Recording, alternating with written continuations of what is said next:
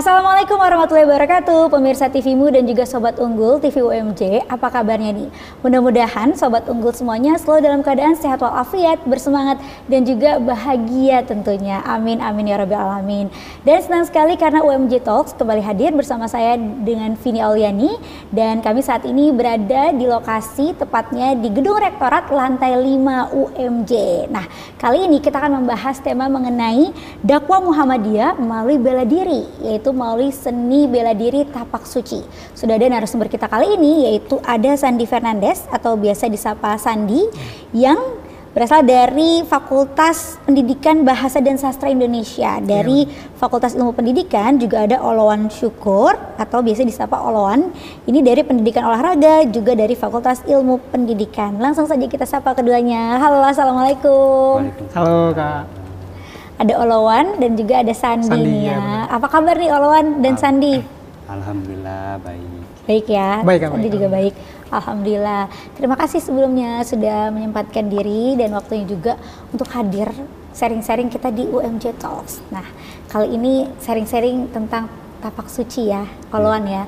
Boleh cerita juga dong Olowan dan Sandi, dari Olowan dulu ya. Kenapa sih kok tertarik gitu sama seni bela diri tapak suci nih? Apa yang melatar belakangi gitu? Ya, tertariknya dengan bela diri tapak suci ini sih karena ada ciri khas yang membedakan dari seni bela diri yang lainnya gitu ya. Karena memang di tapak suci ini kita mendapatkan tentang bela diri itu bukan hanya belajar tentang bela dirinya aja, tapi tentang dengan keislamannya, dengan seninya pasti ada yang didapatkan di tapak suci ini. Makanya tertariklah dengan bela diri dibandingkan bela diri yang lain. Seperti baik. Itu sih ya, karena di tapak suci ini cuma bela diri aja, nggak cuma berantem aja nih ya, tapi ada nilai-nilai keislamannya. Nanti seperti apa nanti kita bahas detail ya. Kita dengerin dulu nih ceritanya si Sandi. Kenapa Sandi nih tertarik juga sama bela diri tapak suci? Ya, kalau saya sendiri karena memang mungkin berasal dari keluarga Muhammadiyah ya. Jadi untuk supaya bermuhammadiyahnya itu lebih baik lagi gitu. Berhubung di Muhammadiyah juga ada cabang bela diri yaitu pencaksilat. Walaupun sebenarnya perguruan-perguruan banyak ya. Cuman karena memang dari keluarga Muhammadiyah dan Muhammadiyah memiliki salah satu perguruan yaitu tapak suci, yang tujuannya kan juga untuk mengembangkan dakwah itu juga. Jadi saya ikut tapak suci ya karena berasal dari keluarga Muhammadiyah. Baik, dari umur berapa sih? Kalau Olowan dari umur berapa ikutan bela diri ini? Atau sebelum tapak suci pernah ikutan bela diri lain juga yang umum? Kalau saya sih ikut dari umur 12 tahun kali, dari SMP gitu. Dari SMP sampai sekarang gitu. Karena memang mengikuti bela diri tapak suci ini dari kebetulan di sekolah dulu bela diri itu tapak suci. Muhammadiyah juga berarti ya? Ya. SMP Muhammadiyah? Ya. Baik, udah sabuk apa tuh? Ada sabuk-sabuknya juga kan? Ada tingkatan sabuk-sabuknya juga. Sekarang berarti udah apa? Udah kader, jadi sabuknya itu berwarna biru. Oh, warna biru. Udah tingkatan tinggi lah tuh ya? Tingkatan ya lumayan bisa dikategorikan tinggi. Kita itu udah bisa jadi ngajar gitu. Pelatih. Oh, udah jadi pelatih. Udah jadi pelatih. Mantap, iya. Kalau Sandi? Kalau saya sendiri masih siswa Kak. Siswa. Soalnya masuk tapak suci itu pas kuliah di UMJ baru tahu tuh tapak suci. Walaupun sebelumnya bersekolah di sekolah Muhammadiyah, tapi waktu itu nggak ikut tapak suci. Jadi pas ikut tapak suci itu waktu masuk di UMJ. Jadi untuk untuk sabuk saya masih kuning, masih siswa. Iya. Kalau masih di bawah. Emang ada berapa tingkatan sih dari Olowan, mungkin bisa jelasin di tapak suci itu sabuknya ada berapa macam warna gitu tingkatan? Untuk di tapak suci itu ada 3 tingkatan, ada 3 warna, ada kuning dan ada biru, terus ada hitam. Nah, kalau yang kuning ini bisa disebut dengan siswa. Tapi itu siswa ini ada tingkatannya lagi. Siswa 1 itu nanti ada dikasih kayak melatih, itu ada tingkatan lagi, melatih 1, melatih 2, melatih 3, melatih 4. Baru tuh masuk ke biru. Biru itu nanti ada yang birunya itu kader dasar, kader muda, kader madya, kader. Habis itu setelah dari situ nanti baru masuk tuh pendekar. Pendekar itu ada berapa tingkatan? Ada 5 tingkatan. Wow, 5 tingkatan ya. Iya. Dari yang sabuk hitam itu. Iya. Paling tinggi tuh super pendekar kali ya. Super. Iya. Apa tuh paling tinggi pendekar apa tuh? Pendekar kepala jadi. Pendekar kepala. Iya. Oh, jadi dia yang melatih semuanya. Tapak suci misalnya di UMJ ini pendekar kepalanya nih yang. Ya, kebetulan kan di Tapak Suci ini juga kita punya pendekar. Wakil rektor Unpad itu pendekar. Oh, Pak Chandra ya? Pak Septa Chandra. Pak Septa Chandra, iya. Pak Septa Chandra, iya. Beliau mantan ketua Tapak Suci juga, Tapak Suci UMJ juga. Perintis dia. Perintis ya. 4 tahun, 4 periode kayaknya dia. 4 periode, luar biasa Ya, sama kayak jabatan presiden kan. Hampir sama kayak jabatan presiden. 5 tahun ya. Iya, tidak ini ya, bertahan selama 4 tahun itu. Karena Jadi pendekar. pengabdian beliau juga kan lumayan lama juga. Baik. Karena sampai sekarang kita tuh menjadikan beliau itu sebagai pembina kita juga. Nah, karena pendekar juga, termasuk pendekar di di pimpinan daerah DKI Jakarta, termasuk pengurus juga. Iya, betul banget itu. Nah, jadi itu. Nah, kalau dari teman-teman sendiri, dari Oloan nih, juga dari Sandy, melihat Tapak Suci itu apa sih yang berbeda, spesial dari bela diri lainnya gitu? Kalau dari saya sih membedakan bela diri Tapak Suci dengan yang lain itu, yang spesial itu ya tentang mendapat dakwahnya, kekeluargaannya dapat di situ, feel-nya itu kayak kita itu bukan cuman hanya sekedar bela diri udah gitu kita kembali pulang, dan tapi kita itu selalu mengajarkan latihan nih kita ya selalu kumpul bareng, sholat berjamaah. Terkadang kita itu sampai kalau misalnya hari Jumat itu, malam Jumat itu kita ngaji bareng gitu, sholat berjamaah, dan makan bareng bahkan gitu, kayak misalnya yang lagi setelah habis latihan lah gitu ya. Nah, tapi kalau di perguruan lain mungkin saya nggak tahu, tapi itu yang menurut saya yang lebih spesial lah di perguruan di Tapak Suci ini, di bela diri Tapak Suci ini. Baik, kalau dari Sandy? Ya, kalau cabang bela diri itu sendiri kan banyak ya, kayak ada taekwondo, mungkin ya karate, MMA mungkin yang sekarang lagi booming. Tapi kan budaya Indonesia itu kan identik dengan pencak silat ya. Nah, berhubung kita dari Tapak Suci, ya kita mencoba untuk mengembangkan juga gitu Tapak Sucinya. Kalau misalkan untuk perguruan-perguruan pencak silat, nah Tapak Suci ini kan salah satu perguruan juga. Sedangkan perguruan bukan cuma Tapak Suci doang, ada PSHT mungkin ya, ada macam-macam lah. Ada Merpati Putih, perguruan-perguruan besar yang lain gitu. Nah, tapi Tapak Suci itu dia terorganisasi dengan baik. Karena Muhammadiyah itu kan punya amal usaha di bidang yang lain ya, kayak sekolah gitu. Iya. Jadi itu terintegrasi semua. Anak-anak yang bersekolah di sekolah Muhammadiyah itu biasanya ada ekskul Tapak Suci gitu.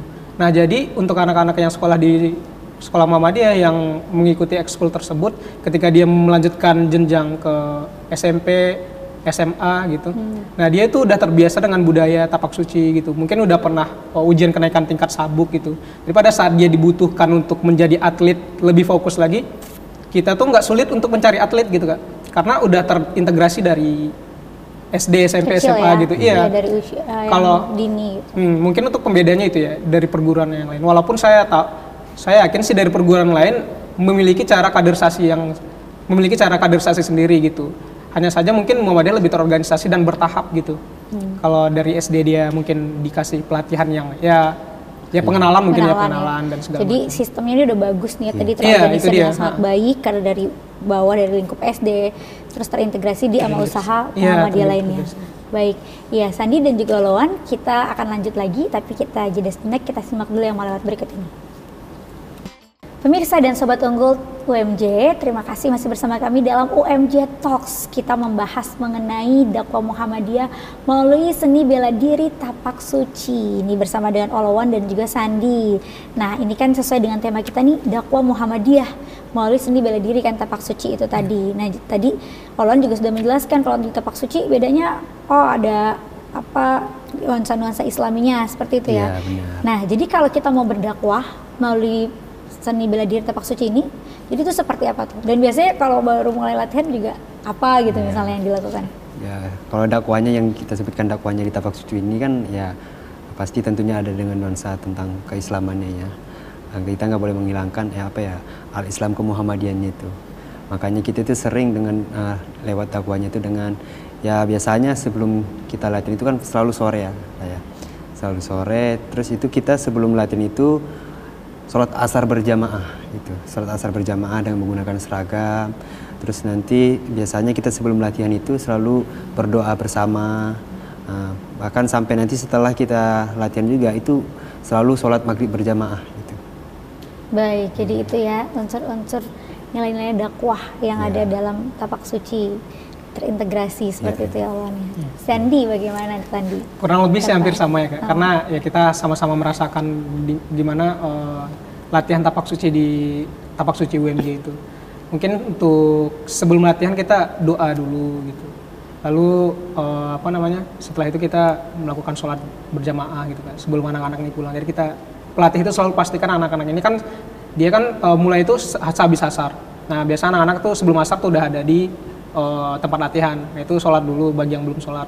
Setelah itu pelatih tuh pastiin dulu mereka udah sholat maghrib dulu baru pulang gitu. Berarti yang perlu di garis bawah itu sholat 5 waktu ya? Sholat 5 waktu. Nggak boleh tinggal ya. Walaupun kalian kan olahraga seni bela diri ini buat seperti tapak suci gitu ya, seperti silat gitu ya, berantem mungkin identiknya. Ya, orang tahunya berantem. Tahunya berantem gitu atau membela diri gitu. Tapi yang paling penting nggak boleh tuh tadi ya, tinggal sholat 5 waktu.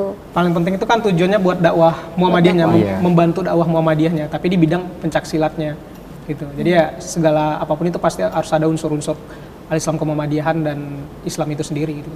Baik, ya kebetulan juga nih sekarang yang lagi happening banget nih, lagi ngehits nih banyak di media sosial ya. Ini ada kodam gitu kan, cek kodam gitu. Nah, tapi biasanya juga kalau kita belajar ilmu bela diri, itu kan suka nggak jauh-jauh tuh dari hal-hal mistis seperti itu ya. Misalnya kalau mau ada di perguruan pencak silat mana gitu, ada mistisnya gitu. Apalagi nih sekarang mungkin ada kodamnya dimasukin kodam. Nah, kalau menurut kamu tuh gimana? Itu ada kaitannya nggak sih sama bela diri dan yang membedakan di tapak suci juga bagaimana? Ya kalau dari pandangan saya sih itu nggak ada sangkut pautnya tentang hal-hal mistis kayak gitu dalam bela diri. Itu sebenarnya menurut saya sih ya agak stigma kayak gitu, ada kesalahan gitu. Nggak semuanya tentang bela diri itu ya yang menggunakan kodam, menggunakan hal-hal mistis kayak gitu, yang menggunakan ilmu-ilmu jin lah sebenarnya. Tapi sebenarnya ada untuk bela diri mungkin di tempat lain gitu, ada nggak sih yang kayak gitu? Ya, kalau dari sepengetahuan kamu? Mungkin ada sih, tapi mungkin kita nggak bisa menyebutkannya. Tapi yang kita dengar mungkin kan kita juga punya kenalan dari perguruan lain. Mereka itu ya tentang belajar kayak gitu, semacam seperti itu ada gitu. Kalau dari tapak suci nangkisnya itu gimana? Kalau kita sih untuk menangkisnya itu kayak nggak boleh lah, maksudnya untuk melakukan hal-hal ilmu-ilmu itu kan ibaratnya mistis gitu kan tentang ilmu-ilmu musyrik gitu ibaratnya bahasa musyrik gitu. Jadi kan nggak boleh kalau dalam secara ajaran Islam kan nggak boleh gitu. Percaya itu kayak cuma ya sama Tuhan aja gitu, sama Allah gitu ya. Betul. Sandi gimana menambahkan? Ya mungkin untuk kan Muhammadiyah itu kan landasan berdirinya itu karena Ki Haji Ahmad Dahlan mau menghapuskan budaya tahayul bid'at khurafah itu kan. Jadi tapak suci pun selaku organisasi otonom yang berada di bawah Muhammadiyah itu pun pasti konsen untuk mewujudkan visi dan misi tersebut gitu. Jadi ya kalau misalkan orang-orang menyebut pencaksilat itu berbau-bau mistis gitu, saya bisa pastikan di tapak suci tidak ada yang kayak gitu. Mungkin banyak faktor ya yang membuat orang tuh berstigma kayak gitu. Ada juga dari faktor latihan mungkin ya.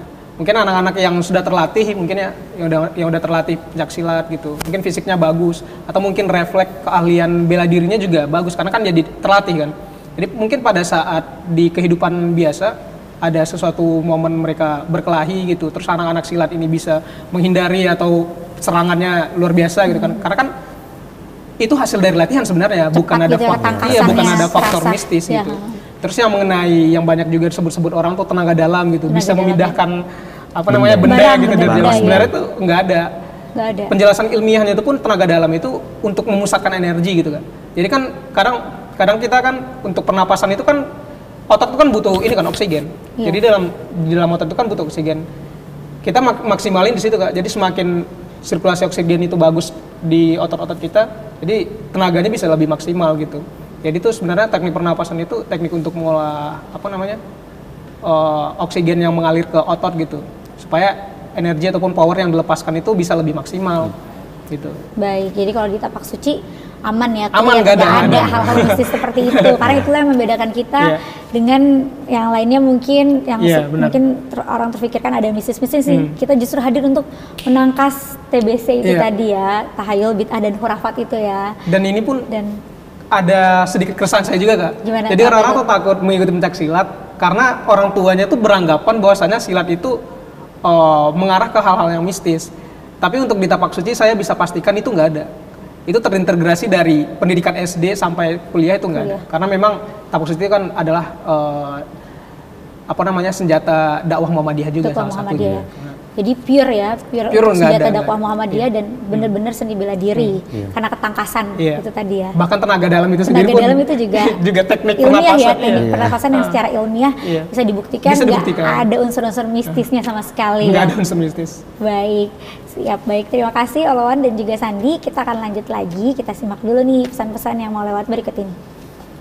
Pemirsa, kembali lagi dalam UMJ Talks. Dalam episode kita kali ini dakwah Muhammadiyah melalui bela diri tapak suci. Nah, kita mulai dari Sandi dulu nih. Sandi, dampak positif kamu nih yang terasa banget. Mungkin dari sebelum kamu ikut tapak suci sama sekarang setelah kamu ikut tapak suci, itu apa Sandi? Dampak positifnya banyak ya. Yang paling berasa banget itu untuk kebugaran diri sendiri. Karena kan olahraga juga gitu kan. Jadi setiap latihan itu pasti ya kebugaran tubuh kita bertambah gitu. Yang kedua itu untuk pertahanan dan keahlian bela diri pasti juga bertambah karena kan bela diri tapak suci juga gitu. Nah, untuk mental sih yang paling berasa banget. Mentalitas itu setelah saya ikut tapak suci kemana-mana tuh akhirnya saya bisa lebih berani untuk menunjukkan diri saya siapa. Karena kan tapak suci itu memang ya namanya juga silat ya, identik dengan hal yang keras gitu. Jadi pelatih ngebentak itu bukan berarti dia benci gitu. Cuman dia pengen ngelatih fisik lu selaras nggak sama mental gitu. Jadi akhirnya udah terbiasa gitu, udah hal-hal yang seperti itu. Gitu. Malah dulu sebelum ikut tapak suci itu, saya tuh gimana bisa dibilang anak-anak selengean gitu kan. Jadi setelah ikut pencak silat tapak suci, saya ngerti gitu kayak pengen berhadapan dengan orang gitu, selengean misalkan. Jadi malah tuh menghindari perkelahian. Karena kita tahu kan kalau di bela diri itu ya kita selalu diajarkan menyerang titik-titik vital gitu kan. Jadi yang malah kita orang-orang yang ikut bela diri malah menghindari perkelahian tersebut gitu. Justru seperti itu ya. Justru masih malah lebih bisa meredam emosi ya. Nggak berarti yang petang-petang. Aku jago nih, tapak suci jangan macam-macam gitu. Enggak ya. Malah kita menghindari itu. Itu sih dampak besarnya ke dampak mental sih. Jadi selain fisik. Jadi lebih percaya diri ya karena udah punya bekal nih. Udah punya bekal ya. Secara tapak suci dan juga secara mental itu tadi juga jadi lebih terasa untuk tangguh gitu ya. Baik, Olawan seperti apa? Ya. Dampak positifnya? Dampak positifnya sih kurang lebih yang sampaikan Sandi tadi itu ya karena kebugaran olahraga ya. Dampak positifnya sih ya lebih kayak emang senang aja gitu. Emang senang. Dari SMP juga dari tadi SMP, ya? 12 tahun justru kayak misalnya kalau orang kan bisa anak-anak sekarang misalnya kalau lagi gabut gitu ya bahasanya. Gabut benar. Malah kita tuh lebih kayak udah kayak datang ke tempat latihan, udah ajak teman satu, udah tenang-tenang patching gitu. Karena memang udah rasanya itu ya. Ketika misalnya dalam seminggu itu kita kayak nggak latihan, nggak nendang patching itu kayak kaki itu gatal ya? Gitu, nggak enak, ada yang kurang gitu. Ya dampak positifnya sih kayak gitu, lebih kayak olahraga. Karena memang kalau dibilangin senang ya, hampir semuanya senang sih dengan tapak suci. Nggak tahu juga maksudnya di mana titik kayak nggak senangnya gitu. Ya mungkin ada sih titik yang nggak senang itu karena capek depres ketika latihan itu ya tes PC gitu. Wajar. Benar-benar sampai kita muntah wajar gitu ya. Sampai muntah juga pernah. Karena memang kalau lagi fokus karena kita memang gelanggang itu memang harus disiapkan ya fisik itu memang harus kuat. Karena orang kan ngelihat yang nonton gitu. Ya mungkin orang menganggapan seharusnya seperti ini. Tapi ketika kita jadi penonton dan pemain dalam gelanggang itu sangat berbeda. Betul. Padahal itu cuman waktu setiap pertandingan itu kan ya biasanya 3 menit ya. 3 menit itu berasa udah kayak 2 jam gitu, 3 jam di atas gelanggang gitu. Dan itu ya emang benar-benar harus kayak harus fisik yang kuat, makanya itu ya sering olahraga. Itu latihannya apa sih biasanya memangnya, apakah lari dulu atau memang langsung gerakan olahraganya? Ya pasti harus terstruktur ya, ada yang namanya pemanasan, lari dulu untuk daya jantung, kekuatan jantung itu harus disesuaikan gitu. Harus dapat berapa detakan jantung dalam hitungan menit seperti ini, harus disesuaikan gitu. Jadi ada ininya, terstruktur ada terstruktur. Urutannya ya. Iya. Baik. Nah ini kalian kan juga pakai baju tapak suci. Lambang tapak suci itu apa sih? Boleh dijelaskan juga maknanya apa? Sandi nih boleh. Mungkin sedikit ya.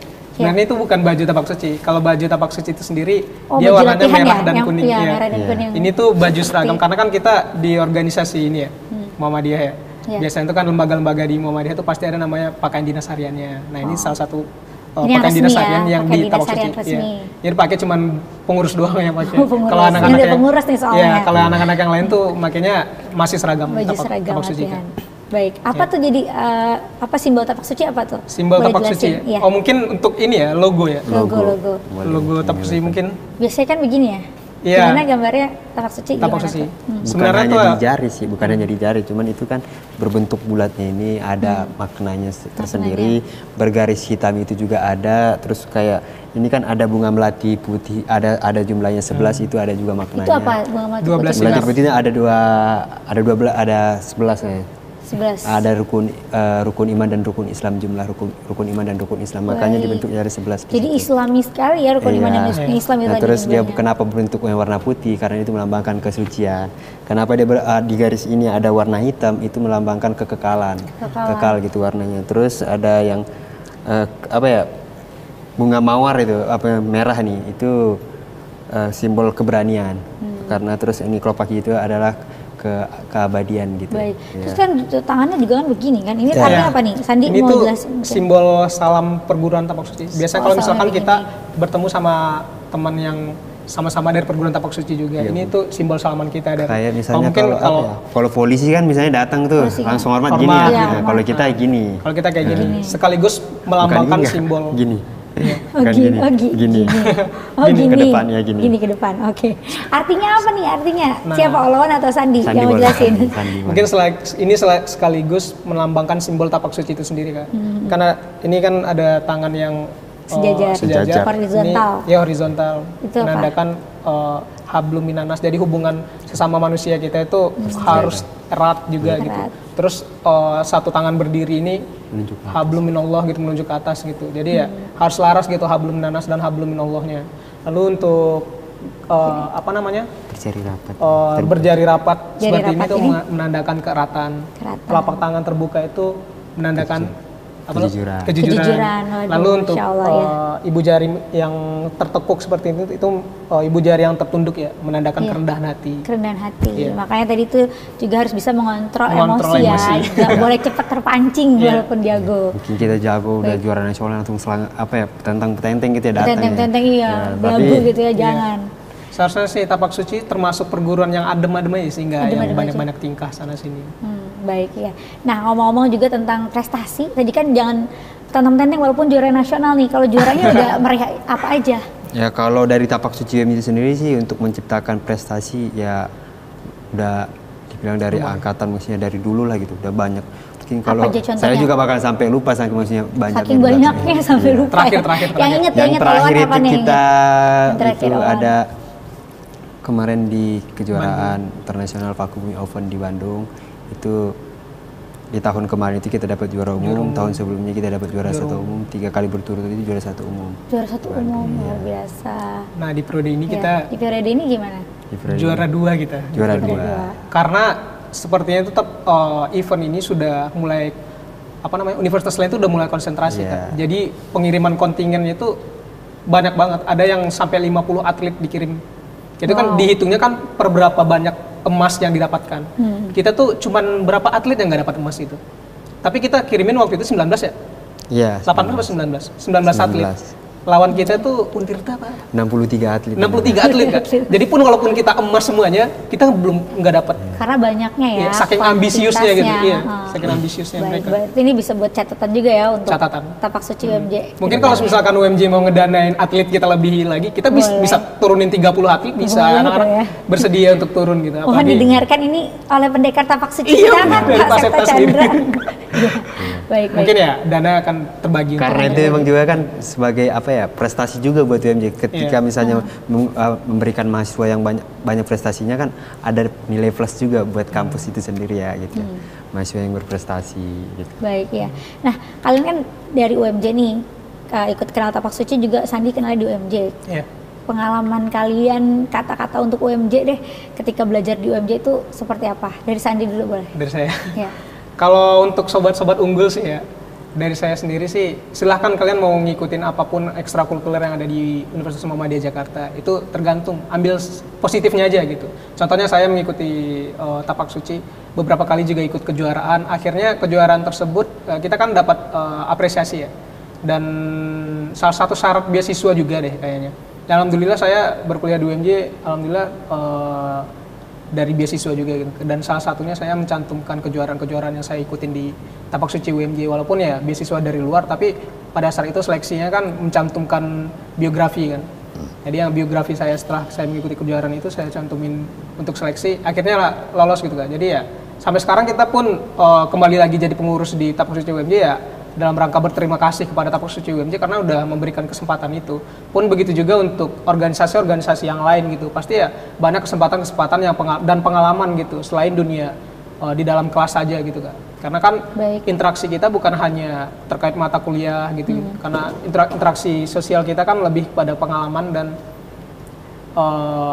prestasi gitu. Jadi ya silahkan teman-teman mau mengikuti apa aja ekstrakurikuler ataupun UKM yang ada di Universitas Muhammadiyah Jakarta selagi itu mengambil dampak positifnya dan nggak mengganggu perkuliahan. Belajar.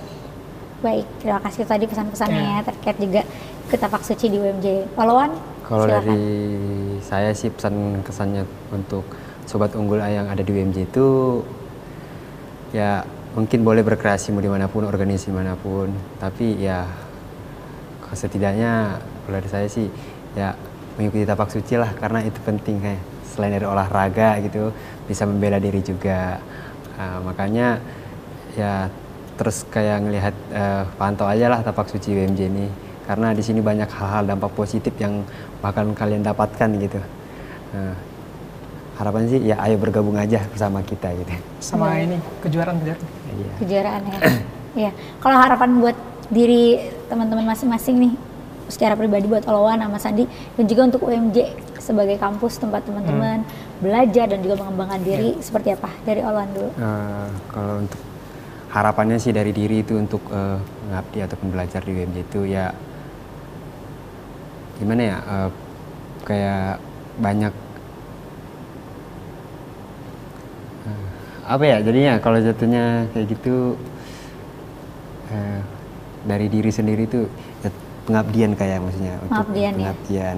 Maksudnya ya masuklah ke UMJ gitu karena mungkin ya di sini kan ya mahasiswa-mahasiswanya juga mahasiswa yang berprestasi banyak juga di sini para atlet gitu di sini menciptakan ya anak-anak muda yang berprestasi lah gitu.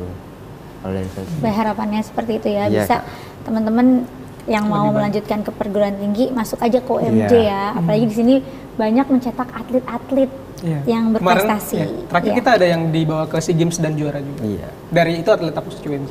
Baik. Alfadilah Ramadan dan Yazid ya.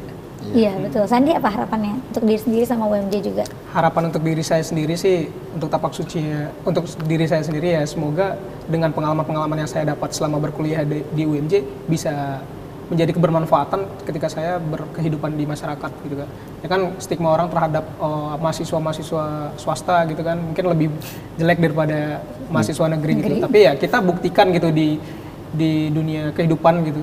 Ya kita bisa pastikan bahwasannya kita bisa bersaing dengan anak-anak yang berkuliah di tempat di universitas negeri juga gitu. Terus lalu untuk harapan pada Tapak Suci sendiri, saya ingin sih Tapak Suci itu lebih dilihat lah untuk pimpinan Universitas Muhammadiyah Jakarta gitu karena selain kita sering mencetak-cetak prestasi ya kita juga mengorbitkan atlet-atlet yang prestasinya itu bukan yang ecek-ecek gitu. Terakhir yang saya bilangin tadi teman saya Alfadila gitu, dia atlet SEA Games gitu kan. Lalu mungkin untuk pembinaan anak-anak ini kan mereka kan latihan nggak dibayar, nggak hanya ya kerelaan hati dan keikhlasan mereka untuk menjadi atlet gitu, membela nama UMJ gitu.